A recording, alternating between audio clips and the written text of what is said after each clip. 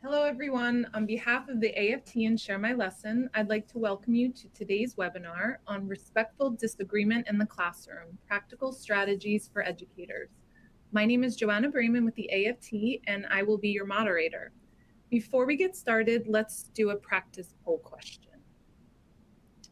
Does your school or district accept Share My Lesson certificates for PD credit? Yes? No? I'm not sure, but I'll find out. Take a few seconds to answer this practice poll question. Again, does your school or district accept Share My Lesson certificates for PD credit? A, yes. B, no. C, I'm not sure, but I'll find out. Take a few more seconds. I'd like to see some of your reactions. And wow, that's great. 48%. It's like a split between yes and I'm not sure, but I'll find out. All of our polls today will pop up on your screen with an audio alert. Be sure to hit submit to have your answers recorded. And now I'd like to introduce our presenter, Justin Jones-Fosu. You can read his bio by clicking speaker bio at the top of your screen. Thanks everyone for joining us today and welcome, Justin.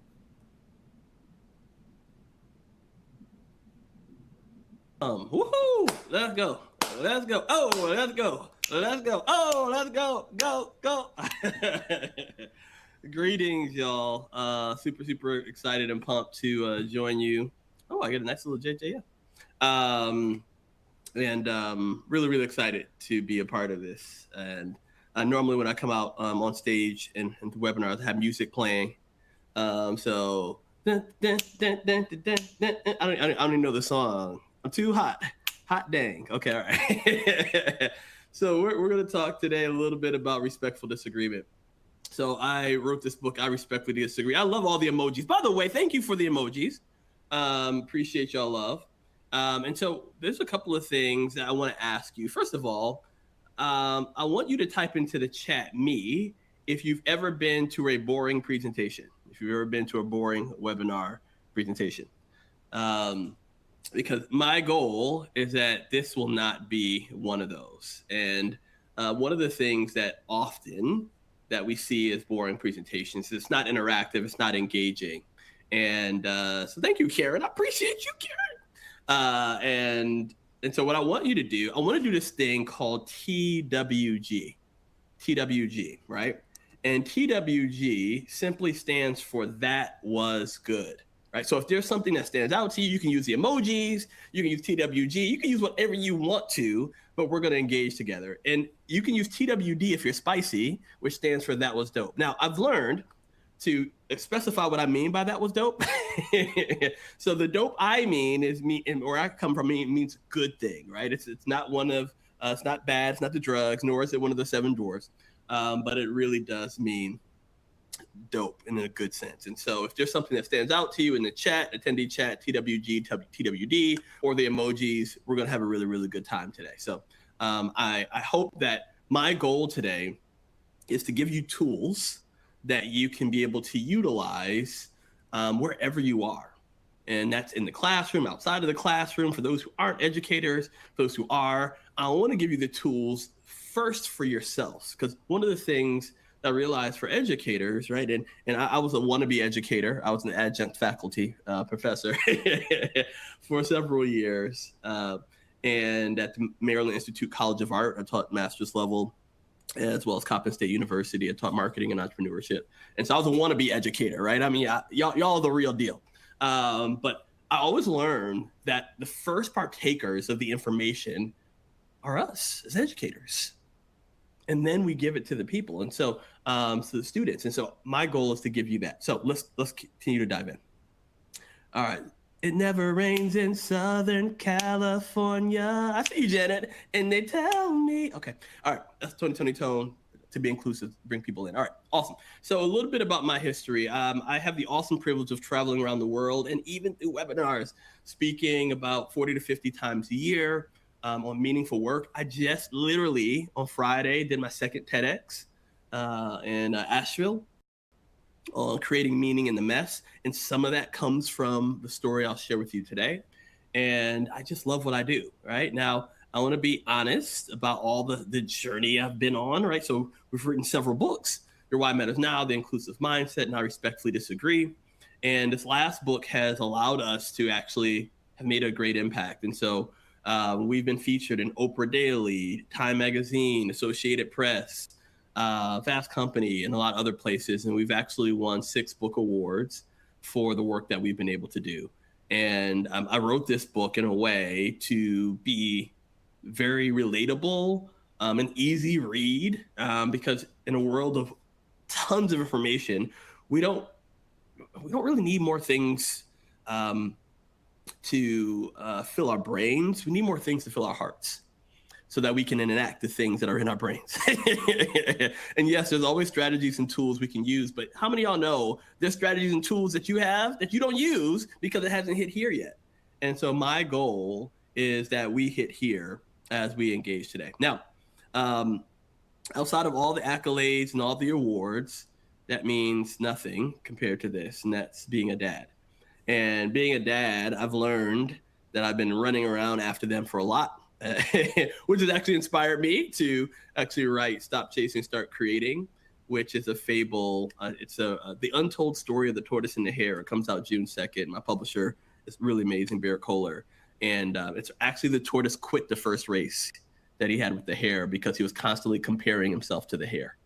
And so this journey is around how do we stop chasing from external validation to start creating from internal. And so it's a short book that's done in a fable way. So again, now back to my wonderful land of being a dad. So now that is now my daughter, who is 14 years old, and I am not ready, right? We host an event every year in Charlotte. We have, and to raise money to build a school in Ghana, which I'll tell a little bit later about part of the story. And my daughter, she's just amazing and awesome. And yeah, you can see that I'm really not ready, right? She's awesome, right? 14 years old. I'm not ready. So, and so she launched her first book in October, called The Day Before Earth Day, because she's really passionate about helping make recycling fun for kids. And so 2 weeks ago, she had her first speaking engagement at a middle school. So she went and talked about her author journey and read some of her book and read for and talked to some of the middle schoolers that were there. So really, really just pumped about my daughter. Now, I decided to dance again, and out came this little guy. And his full name is Justin Peter Kofi Irabi Jones-Fosu II. Yes. Don't judge me. Tough time in kindergarten, remembering all of that. And his claim to fame is that he can break wood with his feet, and I can't break wood with anything. So why do I share all this with you? Well, something magical happened. Actually, y'all, 2 years ago today. 2 years ago today, and that's I married my dream come true. And this is my wife, Tanya, and awesome person, great mother, and great partner. And she's also the director of global sales for Kind Bars. So please eat all your Kind Bars. It actually helps my family. And I bring this up for several reasons, right? Because not only I went from 2 kids, but I went from 2 kids to now 4. Actually, 4.5. We're really excited to no, we have a dog. So sorry, Grandma. And the reason I bring this up is because as a former HR professional, we used to tell people back in the day, leave work at work and home at home. But how many of y'all know that doesn't work? Right? That home impacts work and work impacts home, whether you're in the classroom or not. And I want to speak to you today, and not just for how you can be better educators, better professionals, better in what you do as professionals, but I want to speak to the totality of who you are, that you could be a better sibling.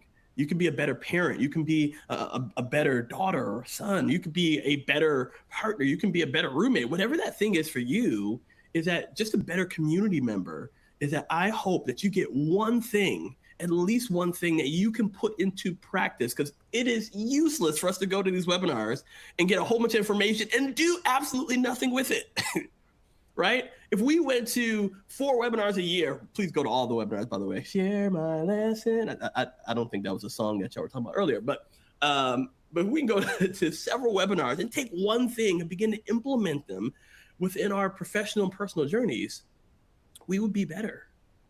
And that's the tortoise journey, right? That's why I love the tortoise. The tortoise wasn't slow, as some have supposed. The tortoise was strategic, intentional, and resilient. Slow is a comparison term. And so that's my goal for us today. So I want to ask you a question. All right, this is not a polling question, but I want you to type into the chat. When you see this picture, what do you see? What do you see? Type it in the attendee chat. When you see this picture. Thank you, Nancy, for your TWG. And Kelly. Oh, I interact with y'all in the chat, by the way. So I'm a chatter. Yes. When you see this picture, what do you see? Happiness, yeah. Family joy, happiness. Yeah. Yeah. Love, smiles, family, joy. Yeah. That's good, y'all. Happy family that spans generations. Yeah. So I love asking people this question. Joy, legacy. Yes, I love that. Because for me, well, many of the things that you mentioned are really powerful. For a long time, seeing this picture, I thought it would have meant pain for me. Pain.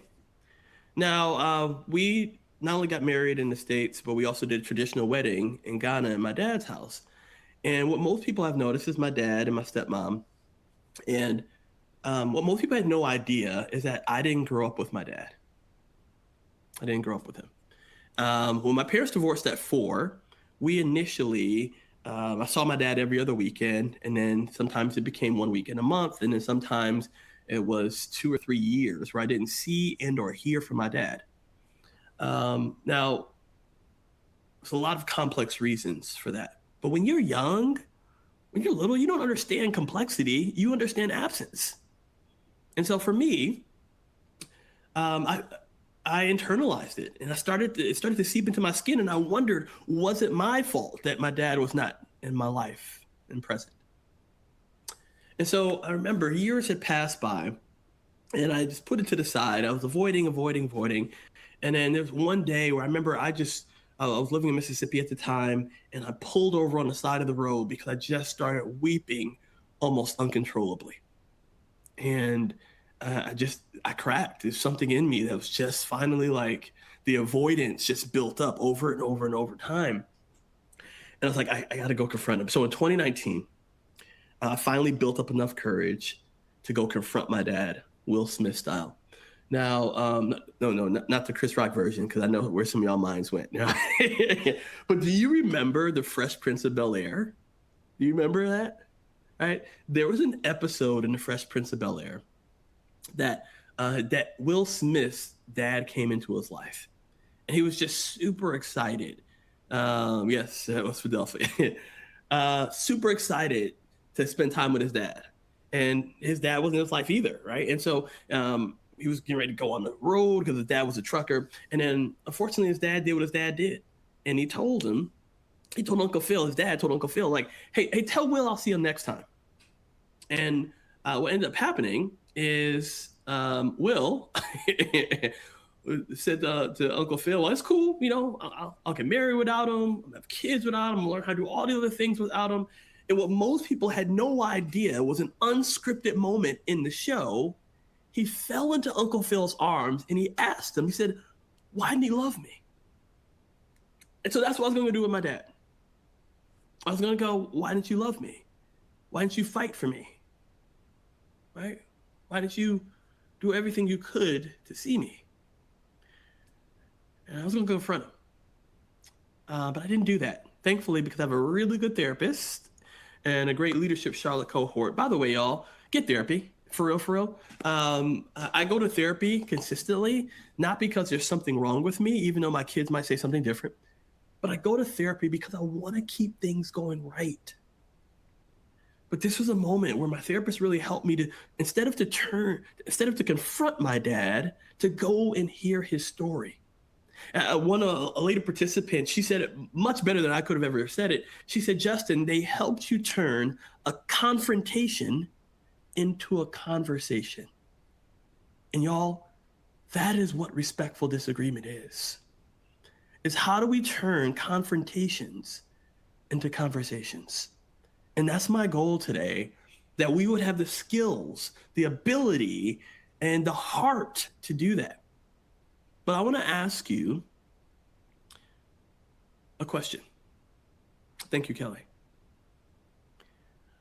When you were growing up, who was your first hero? Who was your first hero?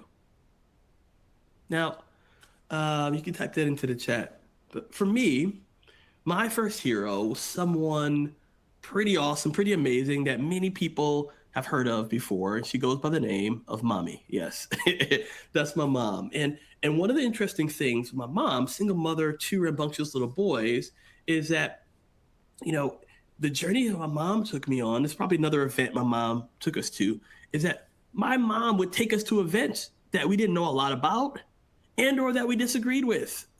And I remember sitting at events like, Mom, why are we even here? We don't even agree with this. Well, what my mom did is she was planting the seeds of humanity amongst us. And that even in the midst of our differences, there was a beauty of humanity that was there. And I remember asking my mom, like, recently when I interviewed her for these last few books, I was like, Mom, like, where did this whole philosophy come from for you? And my mom shared a powerful story I want to share with you today. You see, my mom was one of the first Black female air traffic controllers in the Air Force. And she would share that sometimes she'd be stationed in Japan for 2 years. And in that 2-year time frame, there were some soldiers who never left base, but they had the ability to. My mom, I remember her saying to me, Justin, I never wanted you and your brother to never not leave your home base and not get to experience the beauty of people and cultures around you, even those that you disagree with. And this framed it for me. As I've gotten older, I've realized I wasn't leaning into that.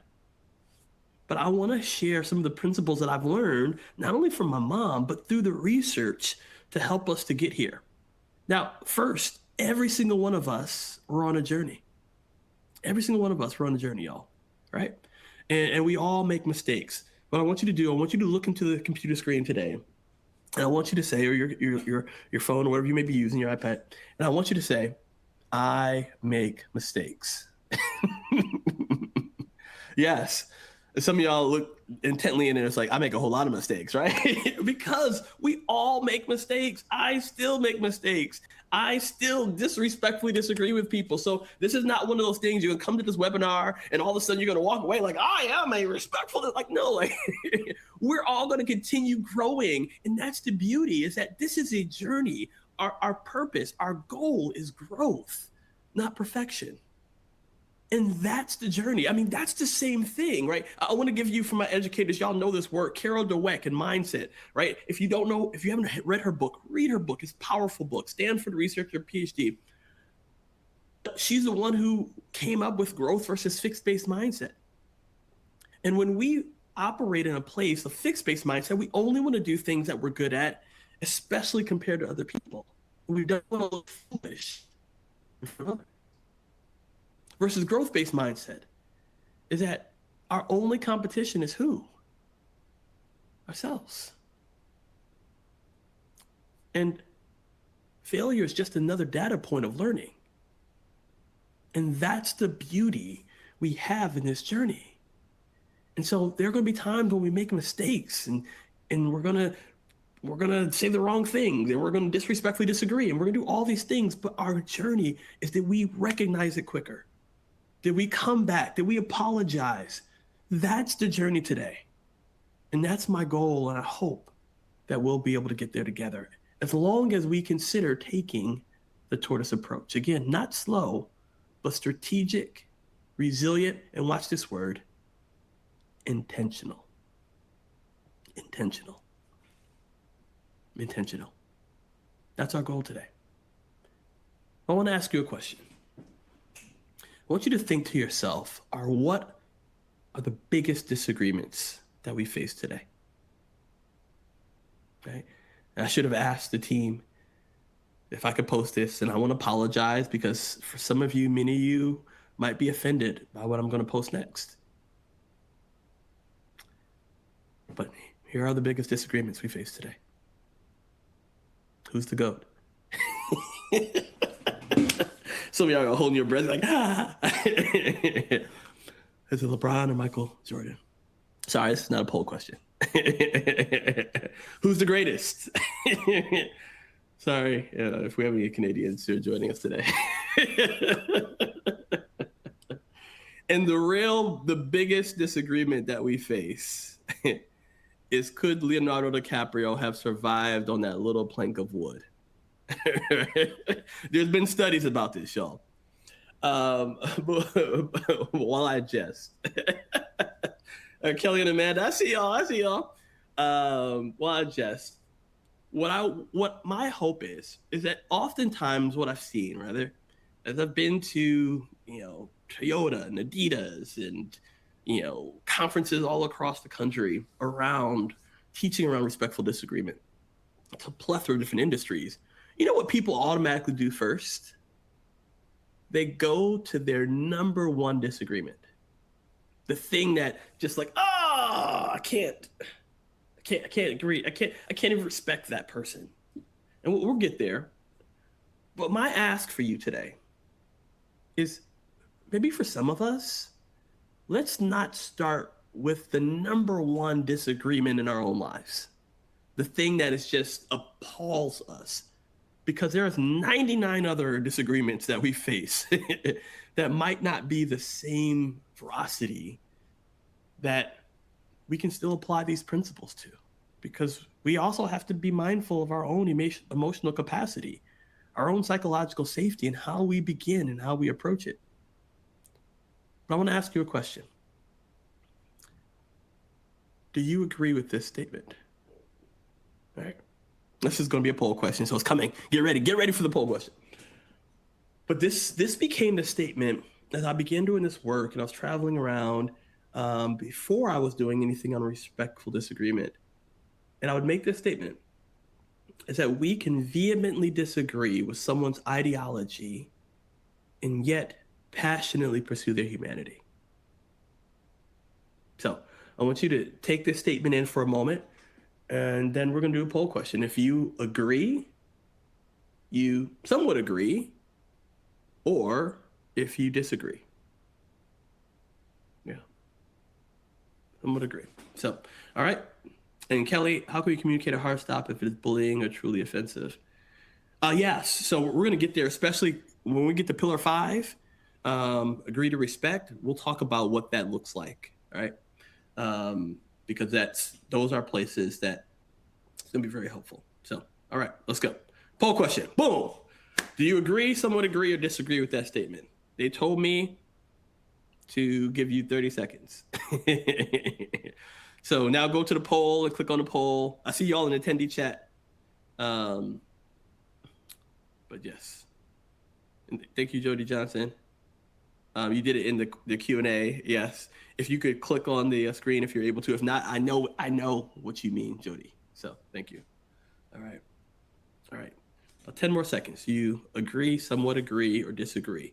And the statement is, we can vehemently disagree with someone's ideology and yet passionately pursue their humanity. All right, let's see where people stand. Oh, agree, somewhat agree, and disagree. Oh, okay. I love this, right? First of all, thank each and every single one of you for sharing how you honestly felt. Yeah. And Helene, I chose somewhat because I know I should agree, but it's hard when our views are opposite. Yes. So first of all, can I say thank you? Because I don't like PC answers. Right. By the way, I'm using a Mac. Sorry. And I like the realness, because pretending isn't progress. And so when we pretend we're on the same page, we're going to get there, that we're not in the same place. And so let me share with you a statement, right? Because I believe in this statement. I had someone, I was speaking at Toyota headquarters, and I was doing this session. We were doing a workshop with some of the leaders, and I had a person stood up and said, "I disagree." And I was like, "Yes, awesome," right? Because I love disagreement. Just do it respectfully. I know somebody who wrote a book on it. And she said, "Justin, I'm going to disagree with you disagree with that statement based upon the following: that we can disagree and still love each other as long as the disagreement isn't rooted in my oppression nor my right to exist." James Baldwin. We can disagree and still love each other as long as the disagreement isn't rooted in my oppression nor my right to exist. That's what she stated in her disagreement. So I want to ask you a question. How is my statement on the left similar and yet different than the statement on the right? How are they similar and how are they different?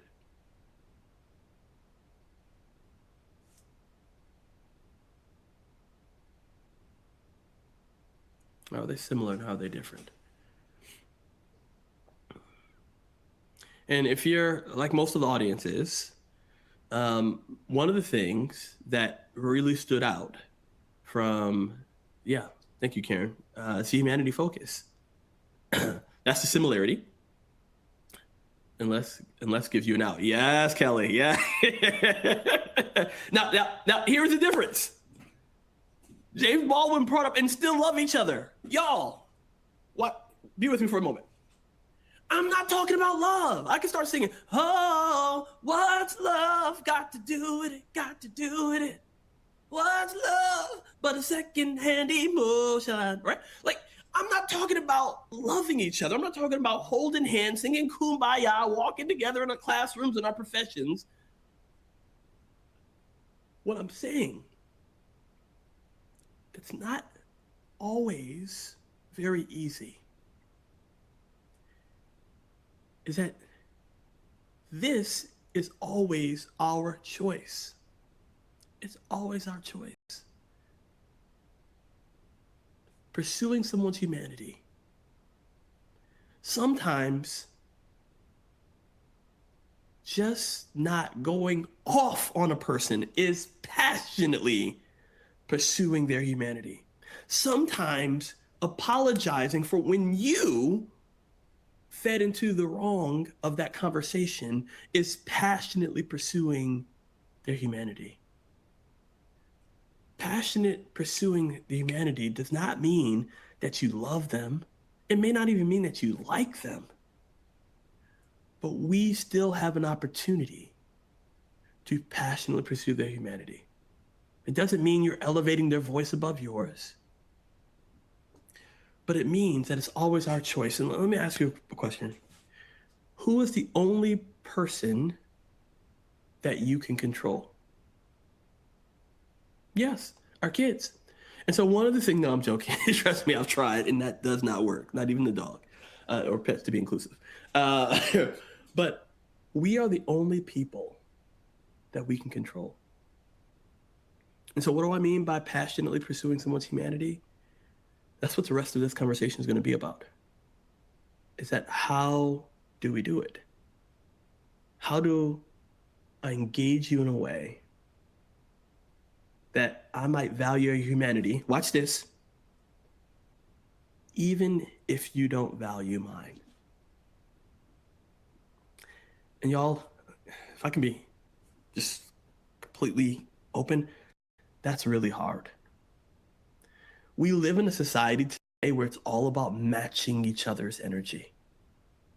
I'm going to give you back what you gave me. And we've almost celebrated it. But it's actually doing more damage, not just to our society, but to ourselves.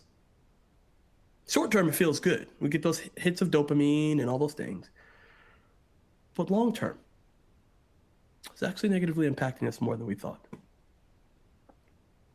So in our research, we started asking questions because I am a disrespectful disagreeer, right? And I wanted to spend more time in respectful disagreement. But I didn't realize as we dug into the research that there's a whole nother category that exists called disrespectful agreement.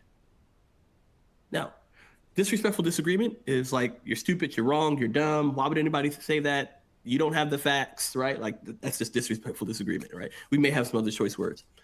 But disrespectful agreement may look like this, Nicole. So I can be talking to Kelly and Nicole, and we're all in a team meeting, right? And we're talking about what we're going to do for a lesson plan, all these kind of things. And I'm like, Nicole comes up with this really good idea to her. And then Kelly and I are talking later, and in front of Nicole's face, I'm like, oh, Nicole, that was such a great idea. But behind closed doors, I'm talking to Kelly. I'm like, why would Nicole even say that? That would never work here. Like, I don't even know. And I see Nicole later, oh, Nicole, good idea, right? Like, that's disrespectful agreement. It's that in the moment, I agree with you, but behind your back, I disagreeing with you, right? Or I'm disrespecting you behind your back because in your face, I'm agreeing, but behind your back, I'm not. But let me give you the other side of that. You might have grown up in a situation, a society, a family, a culture that taught you that children should be seen and not, heard. And you might bring that into the workplace with you. And so some people, they avoid conflict at all costs. And so they might, in a situation, they might disagree. But just to not rock the boat, just to keep the peace, they stay silent. And they end up disrespecting themselves in the process. Oh, Kelly, we're going to get there. And I want to help us to spend more time in respectful disagreement and model that behavior for those in our classrooms, for those in our homes, for those in our society. Will we be perfect at this? Absolutely not. But I want to see where you fall. So another poll question. I want to see where you fall. Are you more of a disrespectful disagreeer or a disrespectful agreeer? Where do you tend to fall? No, I'm sorry. You can't be always a respectful disagreeer. I know some of y'all are perfect, but we're not doing perfection today. But where do you find yourself? Where do you find yourself? More of a disrespectful disagreeer or more of a disrespectful agreeer? I'm forcing you to choose, right? I know some of y'all want to put the middle. Yeah, we're not doing that Likert scale today. But where do you tend to fall, right? And again, it could be in different situations, but in general, where do you tend to fall? All right. Where do you tend to fall? Are you more disrespectful disagreeer or disrespectful agreeer? Give you about 10 more seconds.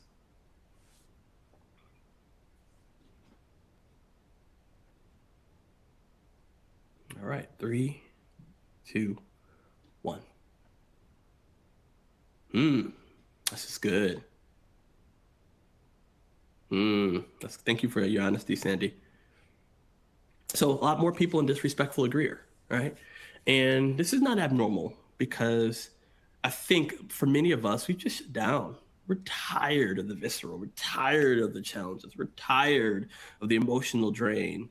And nor should we do it all the time, right? But when we choose to engage, we do have to ask a question. And you chose violence with the poll. No, I'm sorry. I didn't mean to violence. Kelly, no. So I think providing receipts and evidence is not disrespectful. It's all in how it's done. It's the heart of it. And I want to get there because one of the things that I've realized, yeah, absolutely. We don't want to lose our jobs, 100%. Right. And so I'm going to give you some ways that we can engage and ways to be, because part of our research dealt with even different cultures where even challenging seniority is a big deal. We literally could do a whole webinar on how do you disagree with a superior. Right? There could be a whole webinar by itself. But I have to disagree with the Queen of Soul, Aretha Franklin herself. And her number one song that we all love, it's R-E-S-P-E-C-T. How much respect did she say we needed?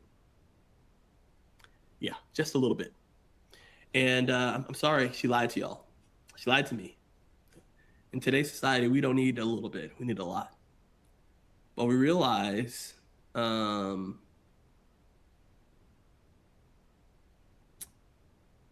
we define respect very differently. I'm glad you brought that up, Marilyn.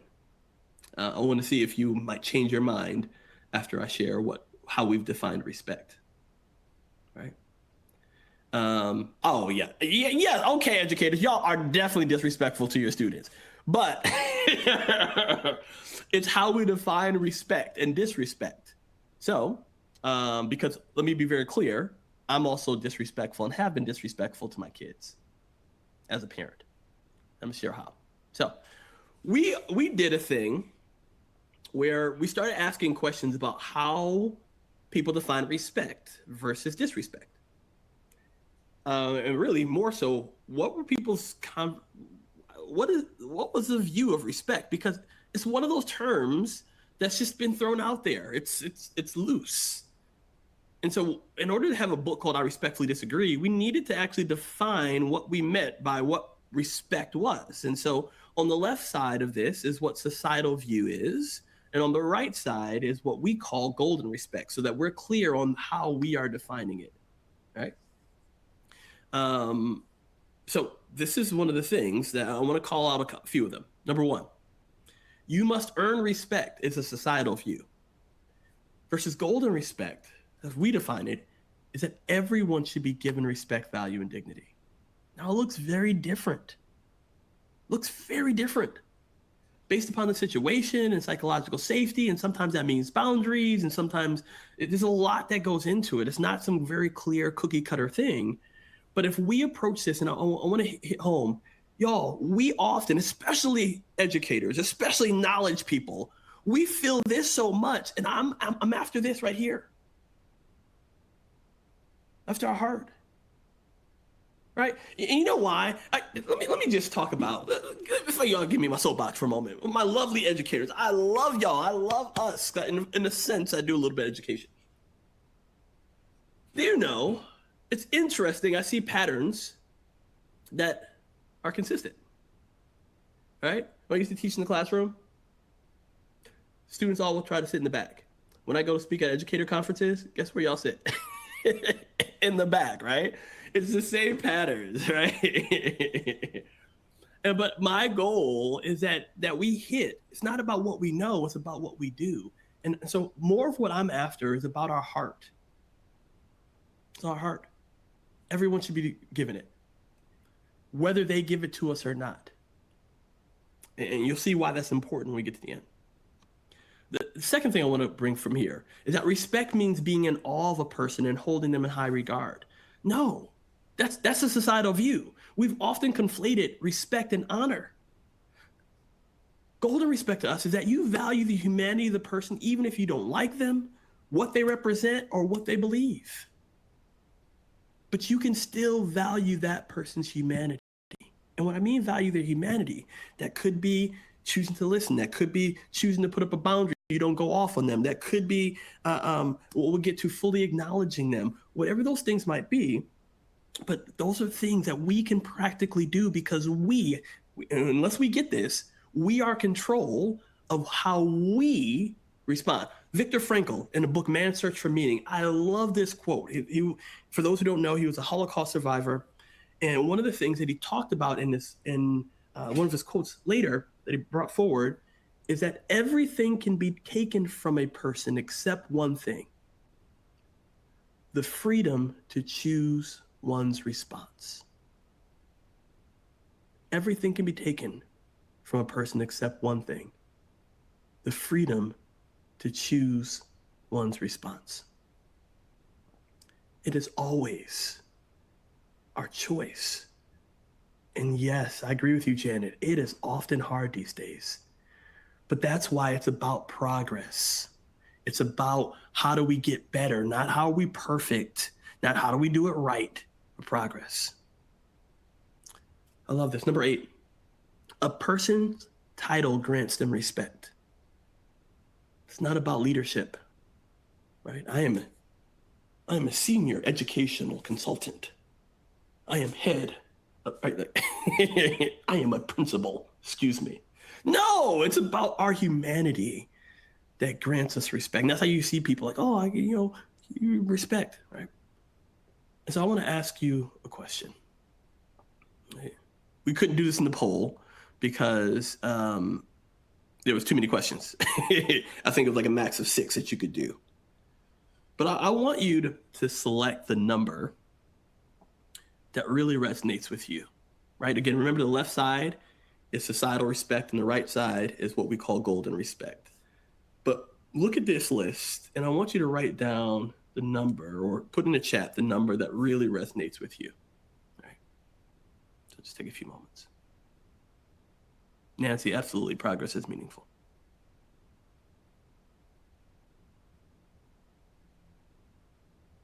Which number resonates the most with whatever reason it resonates with you? Is because you do it really well, or you don't, or you just something that just bores you, or what number really resonates the most with you? And I want to call out, as y'all are selecting now, I want to call out one that really has stood out. 1 and 4, that's good. Go. Yeah. 3, this is good. 8, yeah. 1. 3, okay. 4 and 9, yep. 7, yeah. 9, childhood. Ooh, we're going there. Anna, we going there. All right. But I love, right? Like one of the things that just, number 10, for a long time, people didn't select number 10. I remember one of the sessions I was leading, someone selected number 10. I was like, tell me more. And she said, Justin, like, I am neurodivergent. And she's like, you might not have noticed, but I've not been looking at you the entire conversation because I've been fiddling with this thing under the desk. And she was like, that's my way to stay focused. And so she was like, sometimes people think I'm not paying attention, but I really am. And that's just the way I stay focused. It's very interesting. I also have had some people I've shared in my sessions, like, Justin, right? I come from a culture that looking someone in the eye is actually determined as disrespect. And it's interesting because, y'all, it's not about just what we do. It's about our heart. Now, I'm I grew up in Grand Rapids, Michigan, right over here, right? Born in Detroit, what up, though? Grew up in Grand Rapids, Michigan. Lived in Maryland for undergrad and grad school, Mississippi school, and now I live in Charlotte, North Carolina, right? Well, when I first moved to the South in Mississippi, y'all, people were blessing me. And I was, I never understood it, right? Because they're blessing me, and I was blessing them back because they were like, bless your heart. And for those that don't know, that is Southern cursing you out, right? When somebody says, bless your heart, that is not a good thing. But they were like, oh, you are so stupid, young man, right? But I didn't know, so I was blessing people back. I was like, no, bless your heart. Because I thought it was a good thing. And that's when I realized something for us. It's just because something is external and seems externally good, doesn't mean that it's internally good. And that's why I want us to focus not on about what we know and about doing the right thing. Have you ever said the right thing, but inside your heart was like, you are stupid as what, right? Like, but you may have said, you know what? That's a good, like, no. My goal is that this becomes hard work. Yeah, absolutely, Kelly. Yes, the students don't see that. And that's why it's so important for us to model the behavior, but to also give them the voice and teach them the ability to be able to do this. So now, all right, watch this. So, and there's some resources and stuff that we're going to give you to make sure you have this, right? Because I'm loving y'all interaction already. But our past, actually, to Kelly's point, as well as others, it impacts how we disagree with others. I am a disrespectful disagreeer because I was emotionally and physically abused by my older brother who's 8 years older than me growing up. And as I started doing some of my heart work, and I started wondering why I showed up that way, it's because I was no longer going to be that little boy who couldn't fend for himself.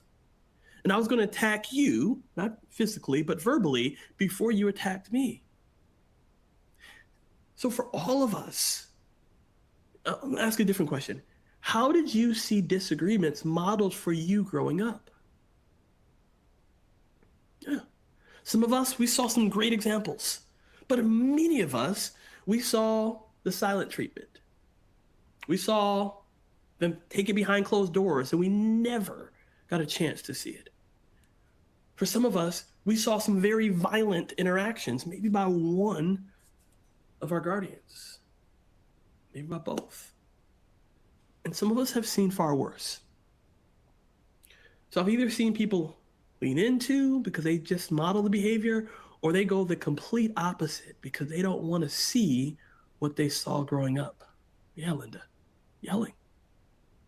And this is why this is not just a here's the 3 things to do, and we never start dealing with the past. We never start dealing with why we do what we do.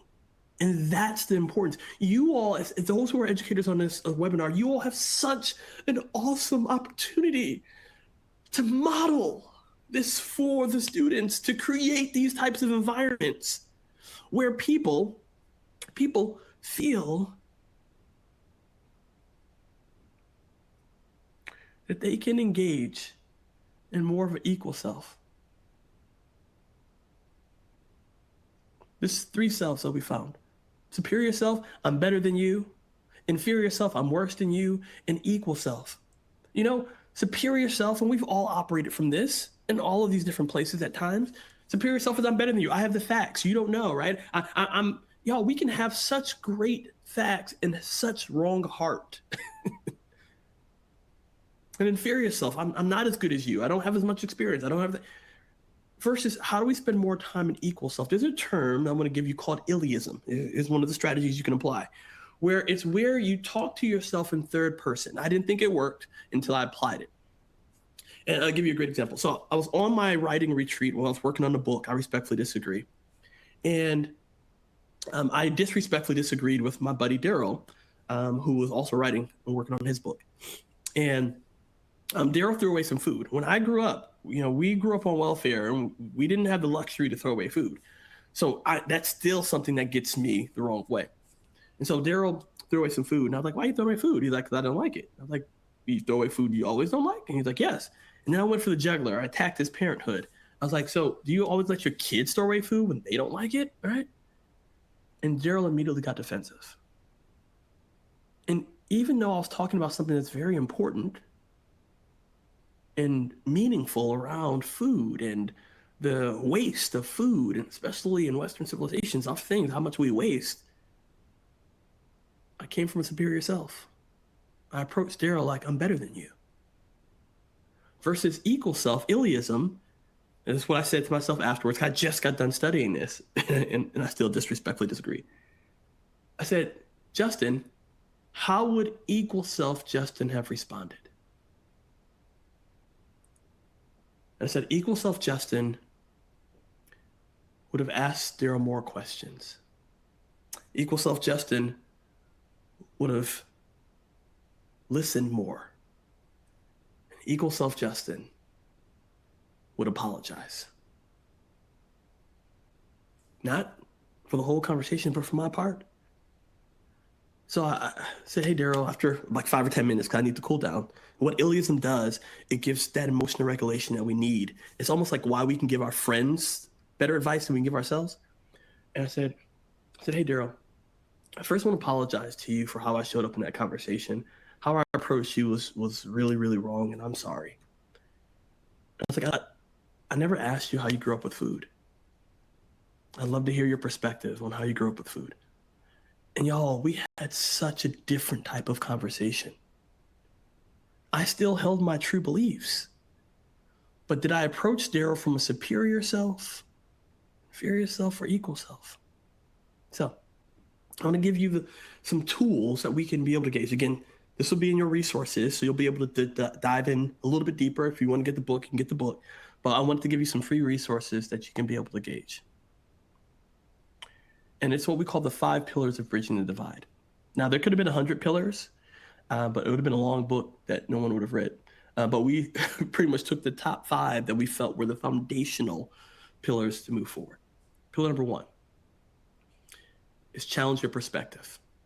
How often have you been in a situation where you put yourself intentionally to hear a perspective that you didn't know a lot about. This is what we have an opportunity to do in our classrooms. We have a possibility, right? In debate club, one of the things we used to teach, and I wish we'd apply some levels of debate, we would actually ask people to try to prove the affirmative of the position that we disagreed with. We would ask them to go into and how could you actually prove right what this person said? But how often are we putting ourselves in those situations?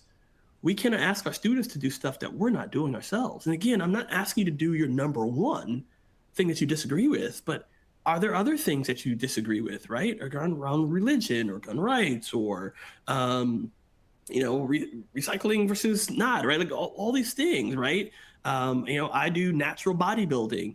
I know I don't look like it, don't judge me. But like one of the things that I'm often is like, I'm not really in for those who do steroids, right? That's not my thing, right? And people do steroids, right? But it's like we have the opportunity to challenge our perspective by hearing, by listening. Let me give you a practical way to do this. One way is to have an out the door policy.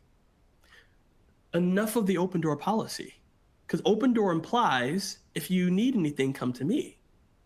But an out the door policy is where we go out to hear the experiences of people. How do you create an out the door policy? I'm going to give you a strategy I hope some of you would consider for yourselves, but also your classrooms. It's called the circles of grace. Yeah. So, and Kelly, it's kind of like to keep up your energy. It's by consistently doing this, right? We're not going to be perfect at it. It's by doing the little things. And it's not by doing it with everything. We have to be selective when we do it. But the Circles of Grace challenge is simply this. Every 6 to 12 months, I do what my mom did for me. I challenge myself to go to events, experiences, or engage with people in either which I disagree with or I don't know a lot about. And I ask myself 2 questions. What did I learn about the experiences and or people and or the ideas? And what did I learn about myself? This is a very practical thing you can do every 6 to 12 months. You can have your students do it, right? We took the Ford Family Foundation through this, and it was powerful because at the end of the 6 months when we did the debrief, what they learned is that a lot of the stuff that they assumed, there's some things that were wrong and there's some things that they had right, but it allows us to get firsthand information from people rather than secondhand or thirdhand information. Challenge your perspective. Pillar number 2, be the student. It's where we focus on learning and not lecturing. So learning and listening. That we're often have a constant perspective of learning and personal growth. Right? Now we should know this, especially my educators, right? We love when our students approach a topic with a great mindset of, I wonder what could I learn? And that's the same thing, even though that we disagree with, asking ourselves internally, sometimes externally, what can I learn from this person? Sometimes we learn what not to do. Sometimes we learn something we never knew before. But one aspect of this is we realize there's 2 places we don't learn effectively. On the left side, it's called the inverted U theory. On the left side is where we think we don't learn effectively because we think we know nothing. But on the right side, what do you think that is? So we think we know everything. So let me give you another practical strategy to get there. It's what we call 1 MC over W, which stands for 1 meaningful connection per week, where you build into your calendar 15 to 20 minutes to have a meaningful conversation with someone that you don't know a lot about, and maybe even someone that you disagree with, whether in your building, whether in your community, whatever it might be. Right? And you may say, Justin, that's too much. I don't have the emotional energy to do that. Well, then flip it upside down and make it 1 meaningful connection per month. Or once a month, you intentionally hear the perspectives of those that you would do. This is an opportunity that we have, right? Encourage your students to have 1 meaningful connection where you listen and hear the stories and perspectives of people. Right? That's the opportunity we have. For my leaders, even teachers, my educators, y'all, ask for consistent feedback. You can model that for your students. Ask them how you're doing as a teacher, not just because you have a form that you have to fill out that's official, but in the classroom, ask them, do a plus delta, say, hey, how am I doing well as a teacher? And delta, what are some things that you wish I would change or improve? You can model the behavior and then allow them the opportunity to continue to do that. pillar number 3, and we're coming close on time, so I'm gonna give you the pillars again, you have the resources, is cultivate your curiosity, where we fill in the gaps with curiosity rather than conclusions, because most people do what we call the dotted line dilemma. They fill in the gaps. I'll give you an example. What's the correct side of the road to drive on, right? If you've grown up in America or other places, you may say right. I was doing a podcast with Australians. I was like, what's the correct side of the road to drive on? They were like, the left. I was like, oh, what about a U.S.? And they're like, they're wrong. And our perspective, our journey, what we've grown up, what we've been exposed to impacts how we perceive the world. And that's why we have to be careful of what's called the illusion of asymmetric insight. Because we often feel that my knowledge of you is better than your knowledge of me. We say things like, so easy to understand you, but I'm really complex. And give you a way to lean in, to be and cultivate being a student. Stop double Dutch communication. You don't know what double Dutch is. Okay, so double Dutch are like not single rope. Single rope is like this. 2 ropes is like this. It's double Dutch. It's somebody waiting to jump in like this. That's double Dutch, right? And that's often what we're doing. We're waiting to jump in. This is why you're wrong. This is why you're dumb. This is why you're right. Versus what we call the power of 3. And the power of 3 is where you listen at least to the 3rd level of the conversation, where you ask the 3rd question. I want you today to test it out. I want you to listen to the 3rd level and not bring it back to yourself. I want you to ask somebody in your life, what's been a major moment in your life that shaped who you are today? And just listen. To the power of 3, ask more questions. Pillar number 4, seek the gray. A lot of gray, y'all. Things aren't as easily black and white as we make them, but our brains want them to be. It's where we seek common ground, not middle ground. And sometimes the only common ground we have is that person's a human being that's worthy of humanity. I had to do that with my dad. In listening to his story, I had to hear his perspective, even though I disagreed. I still shared my truth. But I first said, Dad, I'd love to hear how you grew up. And I learned a lot. And I chose to forgive him, not because he asked for it, but because it was my choice. That's what we call the idea echo, right? And one idea somebody can see as hateful, all the way through the way of hopeful. And last but not least, pillar number 5, it's agree to respect. Not agree to disagree. Agree to respect. Because when you agree to respect, you agree to respect them and yourself. Respectfully disagreeing is also about respectfully disagreeing and giving yourself a boundary. It doesn't mean you have to consistently put yourself in positions of harm.